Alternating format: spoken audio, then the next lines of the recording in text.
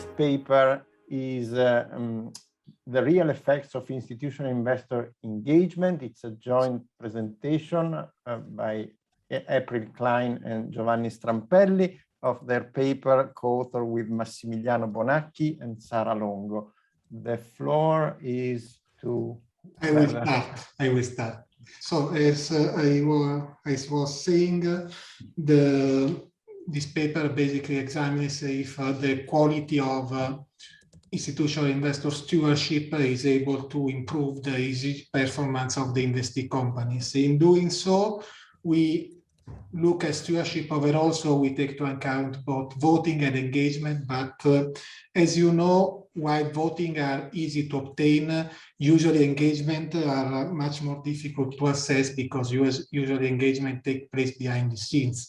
So that's why there is a bunch of papers that look only at voting, but perhaps looking only at voting doesn't tell the full story here, because engagement is a key component of the stewardship. And some other papers are able to rely on proprietary data, usually provided by one institutional investor, or concerning a limited number of engagements. And these papers are able to illustrate precisely the channels through which engagement can influence the performance of the investee companies. However, this paper maybe have some limitation insofar as it's difficult to draw general conclusions from data concerning only one institutional investor or a limited number of engagements. In our paper, we try to overcome these limitations by relying on a unique setting in the UK. Using this setting allows us to take into account a fuller sample of institutional investors. So if we can move to the institutional setting, as you know, can you give me the ability to move the slides? The previous one, you had to go back. Yeah, I wonder if Elaine can give me the yes, ability. it's okay. It's okay. Yeah. So the UK, as is well known, is at the forefront of the stewardship movement. In 2010, the UK was the first country to introduce a stewardship code. But what makes the UK setting unique is the introduction in 2016 of the so-called tiering system. So a classification system of signatories to the code. According to the tiering system introduced by the Financial Reporting Council, signatories to the code are classified in different tiers based on the quality of the code statements. That means based on the quality of the disclosure against the code and on the disclosure concerning their approach to stewardship. So, basically, and in brief, we can say that tier one institutional investors provide good, we can go back, provide good disclosures and prove their commitment to the stewardship. In contrast, tier three institution, for example, doesn't report well, and reports lack an adequate level of transparency. And there are also many no-tier institutions. That means institutions that decide not to join the tiering or to withdraw after receiving a not satisfactory tiering from the Financial Reporting Council. As the Financial Reporting Council noted, given the impossibility to assess single engagement, probably statements against the code provide a framework for describing the investor's approach to stewardship. So that's the setting we built on, and now I leave the floor to April, that who will go through the papers and the empirical analysis. Okay, so Jeff gave a very interesting paper, particularly as to why institutions would want to get involved in ESG. And what this paper is trying to look at is whether they actually do get involved in ESG, and particularly whether it's done on a very large basis. So not just one particular institution. So as Giovanni mentioned, in our setting, we're going to look at this tiering which is the classification that the FRC gave in 2016 to those institutions that were part of the UK Stewardship Code.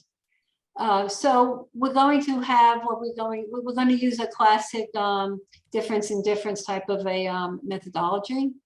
And our pre-period is going to be the years 2014, 2015. What we're going to call a shock, and I'll explain in a moment why we call it a shock, is going to be the introduction of the tiering, which happened in 2016. And then our post-period is going to be 2017 and 2018. And what we're going to propose is, because of this introduction of this tiering, this classification, that the ESG and ENSNG separately all increased from the pre-period into the post-period. So what we're saying here is that we're saying, well, we're calling it a shock, and I think a shock, it's more of a term which is used in economics, and so I think a shock might be slightly overstated. No, please go back. Thank you. What we're saying is that the word shock might be slightly overstated, but we're saying it's going to be a change in the attention which is paid to stewardship. So by having this classification, we're saying that there is a change in attention of the institutions to the stewardship, to their investors as to the institutions' stewardship, and also to the firms who will now have these engages that will be trying to engage them. And our idea is it's motivated. So we have these 3 bullet points on the right side. So it's motivated a lot by a paper by Christian Reutz, in which he talked about voluntary disclosure, but one that's going to be validated, so we don't have like a cheap talk, type of an environment, in which if companies or anyone for that matter is going to have a disclosure and it's validated from the outside, that's going to have real effects as to what the individual, the disclosure, is going to do. So I was very fortunate a few months back to speak to Michelle Atkins, and she's the head of corporate governance at BlackRock. And I specifically asked her about this particular setting and whether it did in fact have an influence on what BlackRock was doing. And she said, yes, actually it did. She said what it did, it refocused BlackRock into thinking about what their engagement strategies in fact were going to be. And I don't think it's a coincidence that in, say, 2017, BlackRock became very engaged in gender diversity on the board. And in 2019, they started talking about climate change. And just very briefly, there was a paper by Christensen et al., which talks about mining disclosures by mining companies. And these disclosures were already out there, but the SEC started telling these firms that they had to put them on their 10K. And as a result of these disclosures now going on the 10K, they found that there in fact was an increase in mining safety for these particular firms. Next slide, please. Thank you. And again, could you, and one more time. Thank you. Okay, so we're basically saying that the tiering is going to introduce this credibility mechanism, a validation to voluntary disclosure system. And we're saying that those who have been called tier 1s are going to have a high level of stewardship, and the tier 2, tier 3, and then we're going to have the no tiers, in fact, are going to be lower levels of the amount of engagement or the amount of stewardship that the institutions will be engaged in. Next slide, please. So this is our classic difference in difference methodology. We have ESG, which is going to be for an individual firm, and we'll be measuring it from 2014 through 2018. And what we're very interested in is we have what we call tier 1 ownership. So this is the percentage of ownership by the firms that have been classified as tier 1 in the particular company. And what we're interested in looking at is going to be this interactive term, which is the post. So this is the time period after the 2017-2018 times the ownership by these particular tier 1 firms. And so our treatment firms are going to be from the FTSE 350, And we're going to look at the group of firms that are owned by tier 1 companies. And so, those are going to be high engagers who are invested in the FTSE 350 firms. In order to do a diff, you have to have a control sample. So we're going to have 2 different control samples. So the first one is we're going to look at other companies that are on the London Stock Exchange. And these companies do not have a tier 1 investor, but rather they have these no tier investors. And so we're going to have high engagers, we'll have low engagers, and we're going to be on the same exchange. We're also going to look at firms that are listed on the Frankfurt Stock Exchange. And what's so great about the Frankfurt Stock Exchange is that they're in Germany. And what's so great about Germany is that they do not have a stewardship code.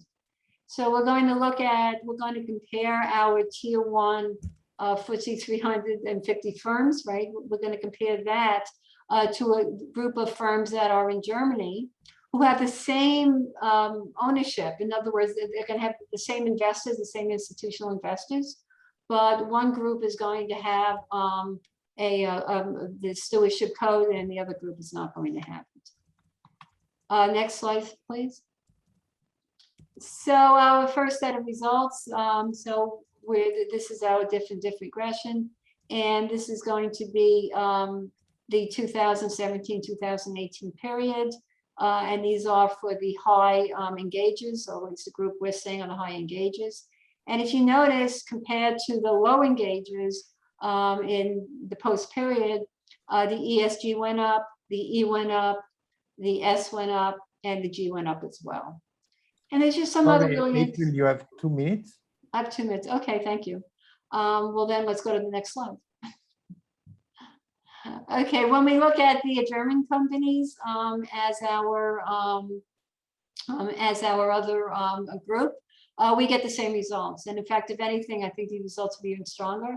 So once again, you can see we have an increase in ESG and we have an increase in each of the components. Next slide, please. Finally, we look at voting. So we also look at voting, and so these are votings by the institutions. And we look at it for a couple of reasons. One is that it is data that is highly available. And in fact, we get our data on the ISS. We also are going to look at it mainly to sort of corroborate to see if we're getting the same type of results as we're getting by looking at our engagement. So we're sort of moving out of the black box and we're moving into more of a box, which is going to be somewhat visible. And we're going to be interested in looking at what we call disputed contentious votes. And these are going to be management proposals in which management is for, but the ISS is telling their advisees that they should vote against. And in particular, we're going to look at the percentage of vote against. Okay, next slide, please. Okay, so just very briefly, just to look at, we have in total between 2014 and 2018, about 5,400 contested ballots. And on average, there's a 4.40% vote against. If we only look at the institutional voters, in other words, we look at the firms that have tier 1 institutional investors, we see that the average is much higher. It's 9.66%. And it's a little hidden behind our line here. But you can see in 2018, there's a very, very large increase up 12.26%. So we can see there's a lot of engagement going on by our engagers. Next slide, please. And this is our corroborating evidence. So if you look at the 2017-2018 period for our tier 1 voters who voted against, you actually do see that the ESG went up, the E went up, the S went up, and so did the G. And this next slide, and that's our last slide. Nope, slide before that, sorry. So we think our paper has some important policy implications. We have attorneys and we have business people writing the paper. So the main implication we think is that this outside classification actually is sort of a reputation incentive-based system, and that in fact it can improve the quality of the stewardship. And we think this is important because the UK is and was the only country that in fact had a validation system. So we think that maybe other countries might want to look into this. In addition, the UK, in response to the Kingman review, has actually stopped doing the outside validation system. The Kingman review said it was basically nonsensical. And even today, we do not have it. And we're thinking maybe the FRC might want to reconsider that position. In addition, as it was mentioned, the SEC is recently mandating disclosures in the 10K on human capital, which is the S, and on climate change, which is the E. And if you do believe that this type of disclosure, which has validation, will have real effects, then we should see if firms are being asked to give this type of disclosure, we ought to see, in fact, firms themselves making changes in the future. Thank you, Elaine. Thank you, April. And the floor is open for questions. I have Christoph van der Helst, please. Thank you very much. Well, congratulations. This is nice work, April and Giovanni and your co-authors. I have one tiny question related to further clarification because it went relatively fast, and particularly for the difference in difference analysis. Do I understand it correctly that as you both have taken a look at some of the engagement elements as well as the voting, that they point in the same direction? Meaning that as well, the voting against went up, at the same time, the other engagement mechanisms point at the same thing. So that they more or less are a little bit proxies, at least if you do not obtain data, that one might be sufficient to point at the increased stewardship engagement that we noticed recently. Thanks. Okay. Well, if you look at the Stewardship Code, they have 7 principles, and one of the principles has to do with voting, and the other principles has to do with engagement. So I think they do go hand in hand. And of course, there are sometimes you want to go into the voting, and there are sometimes you want to go into the private engagement. It should not be unusual, I guess, or to find that both of them, in fact, are going hand in hand. Ask a question. I don't want to sound too cynical, but this paper it really shows something that is far from intuitive to me. That is that a classification by a regulator is just about whether the mechanisms that ensure that issuers behave better if they disclose are the same at the institutional investor level, or whether there are other mechanisms at work that ensure that the trick works there as well. Have you thought about that? Okay, so we wouldn't, I mean, we're not saying this is the only mechanism. What we're really saying is that this allows us to differentiate between high engages and low engages. I mean, that's the main thing that we're looking at, is that we're saying if it's tier 1, they are in fact the high engages, and if they're on the lower levels, they're going to be the lower engages. And the same thing, I guess, with the German, right? In one case, you have a stewardship, and on the other, you don't have it. But what we are saying is that once you're grading groups of institutions, you are giving more attention to what the institution, in fact, is saying.